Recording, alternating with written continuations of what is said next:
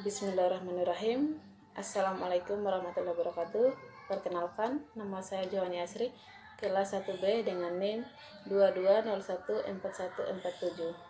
Puji syukur kita panjatkan kehadirat Allah Subhanahu wa taala karena berkat rahmat dan karunia-Nya saya bisa menyelesaikan tugas resum dengan judul Komponen Pendidikan dan Aliran Filsafat Pendidikan pada mata kuliah pengantar pendidikan dengan dosen pengampu Nurzaima SPD MPD. Ya, kita langsung saja masuk pada materi pertama, yaitu pengertian komponen pendidikan. Komponen pendidikan adalah bagian dari sistem proses pendidikan yang menentukan berhasil dan tidaknya atau ada dan tidaknya proses pendidikan. Komponen-komponen pendidikan. Yang pertama, tujuan pendidikan. Tujuan pendidikan adalah tingkah laku manusia secara sadar maupun tidak sadar. Kedua, peserta didik, yaitu perkembangan konsep pendidikan yang tidak hanya terbatas pada usia sekolah saja, memberikan konsekuensi pada peserta didik. Ketiga, pendidik. Pendidik adalah orang yang bertanggung jawab terhadap pelaksanaan pendidikan dengan sasaran peserta didik. Keempat, interaksi edukatif pendidik dan anak didik. Proses pendidikan bisa terjadi apabila terdapat interaksi antara komponen-komponen pendidikan, terutama interaksi antara pendidik dan anak didik. Interaksi pendidik dengan anak didik bertujuan untuk mencapai tujuan pendidik yang diinginkan. Kelima, isi pendidikan. Di sini, isi pendidikan memiliki kaitan yang erat dengan tujuan untuk mencapai tujuan pendidikan.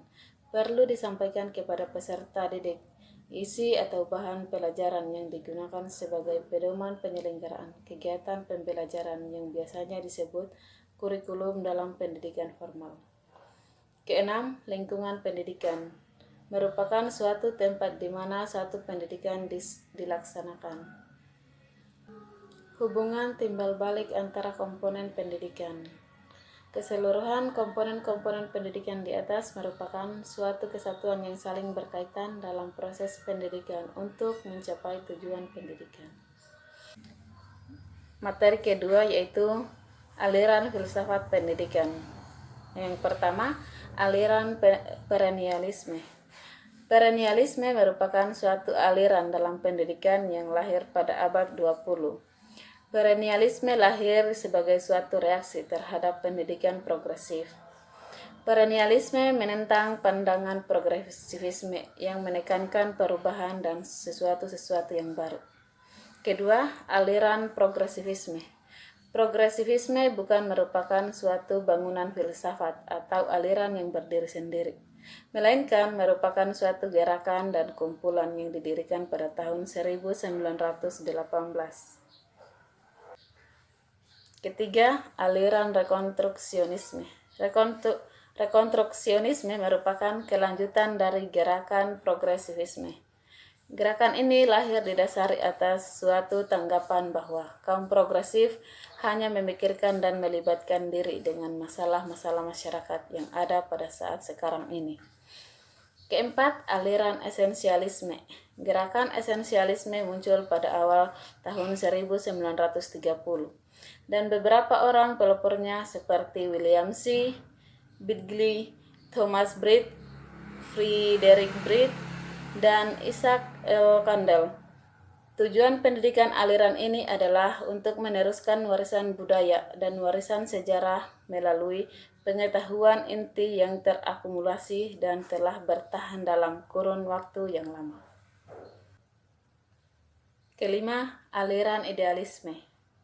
Idealisme memberikan sumbangan yang besar terhadap perkembangan teori pendidikan, khususnya filsafat pendidikan.